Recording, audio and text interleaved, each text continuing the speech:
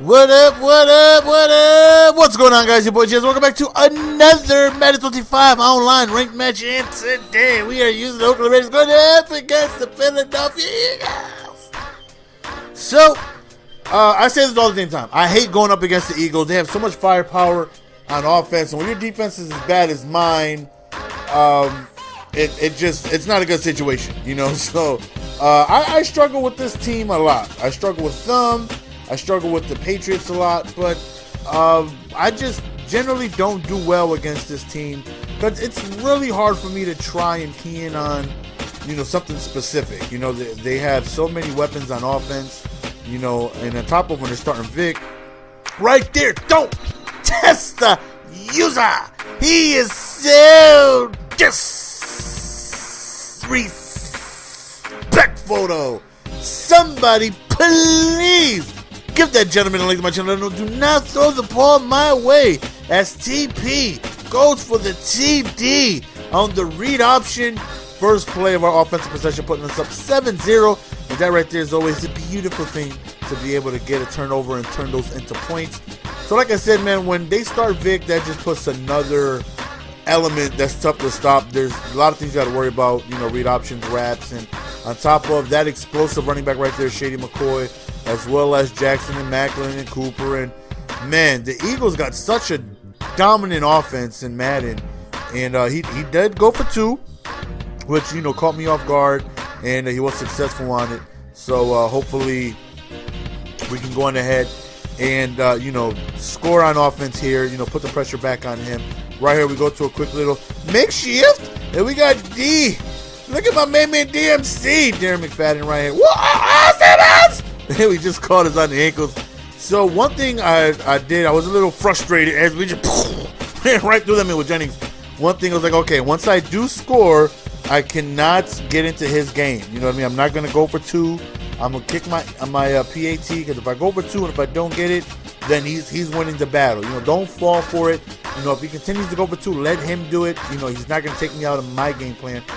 He definitely had a single back trio scheme right here with, you know, that toss crack as he ran one to the left and then he ran right again to the right. Thankfully, he didn't get that first down because on 4th and inches, we got that QB sneak defense. So as we end up recovering right there. Huge stop, putting us already in field goal territory. But of course, we want to be able to take that touchdown, give it back to DMC, who's always been one of the glitchiest running backs in Madden for so long. We go back to him on the stretch towards the left, and we end up scoring a touchdown, putting us up 21-8, which is definitely a good thing. You know, because one thing I want to be able to do with any team that has an explosive running back is hopefully take them out of the game. And another user interception. 2 pieces. No, some of you. Give it to me, baby. Huge interception right there, right up the middle. Gives us another possession in striking distance. And with this type of lead, you know, like I said, you want to be able to take an explosive player like McCoy out of the game plan. So my hopes, as he plays a little bit of faggy right there, but we score. Nope, we don't score. So we get tackled on the 1-yard line. But we do eventually score right there with the read op. What the hell am I talking about? QB sneak. So that puts us up 28-8.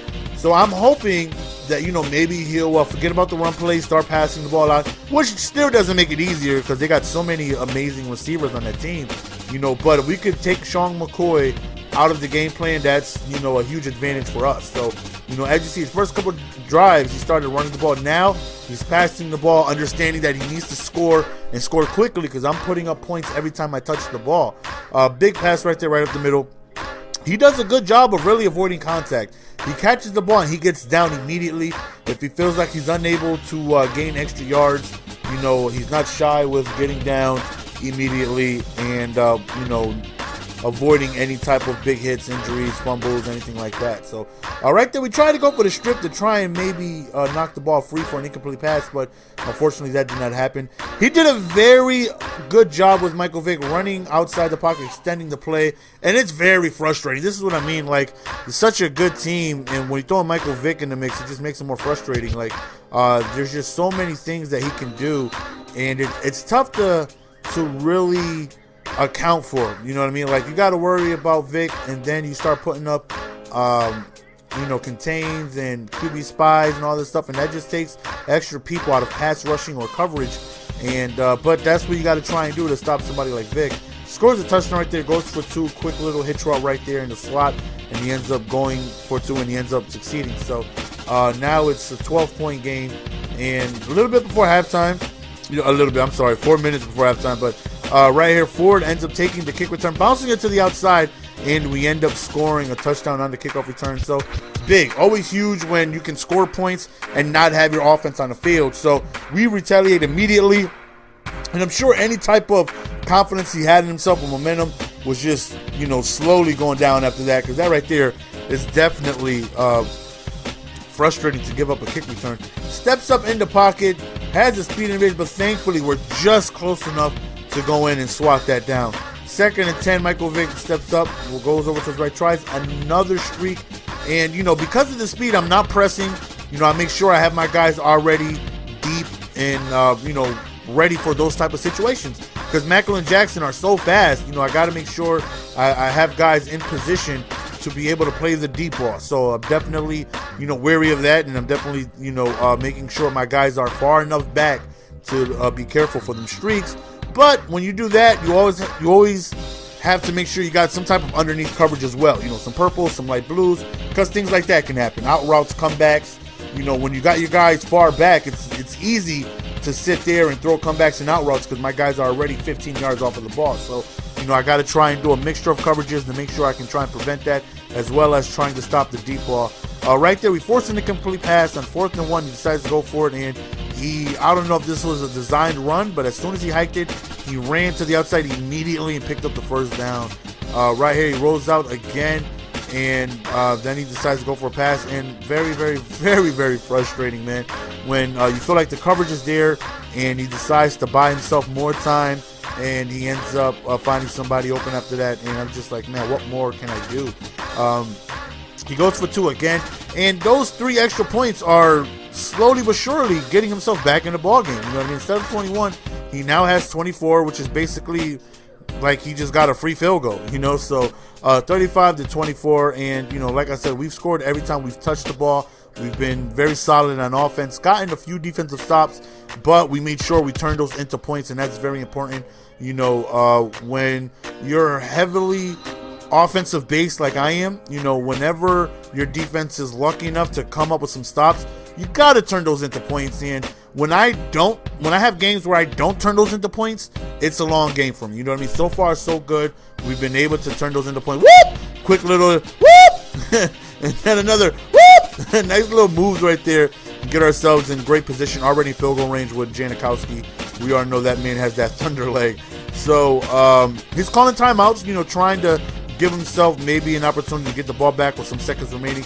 We roll out with TP, and this is what a mobile quarterback can do for you. This is why, as far as, Madden goes, and even the NFL, the new stock of talent of QBs, a lot of them are very mobile because they can create so much havoc.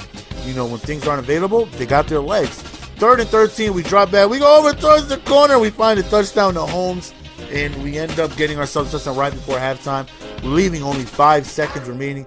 He does get himself a very good kick return right here. He gets to about the 40-yard line, I believe, and he goes out of bounds. If he had himself a strong leg kicker, it would have been in field goal range, but he doesn't. So he's got to just chuck it up, hope for the best, which it was incomplete.